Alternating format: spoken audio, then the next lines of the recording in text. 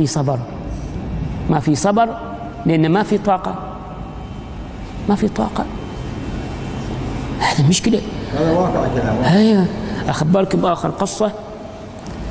عندنا لقيت في البيت عندي، هذه قصة مثال حال الشباب، كوب شاهي، كوب شاهي،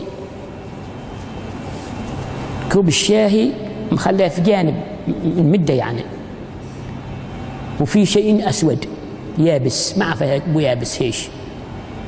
جيت أنا شال لنا الكوب، شال لنا، فإذا الكوب طابق في الأرض، يعني طابق في الدعنة يباس، مسوي يباس. جيت شال لنا انقسم قسمتين الكوب، كوب الشاهي انقسم قسمتين، كنا جازلنا بسكين.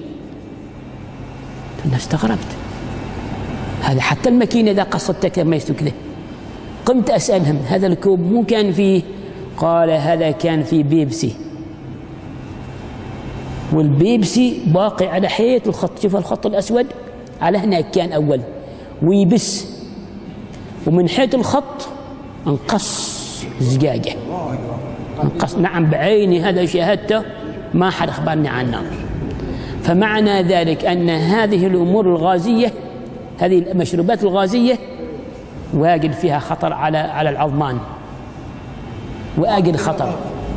فكنا منتبهين، كنا منتبهين. شوف أعداء الإسلام يضخون ضخ، هذا ما الدكاكين ضخ يضخون إياه من حلاوات ومن غازيات ومن مشروبات ومن عفيش، يضخون إياه ضخ. عن هيش يحبونه؟ ما يحبونه، لكن بيضرونه.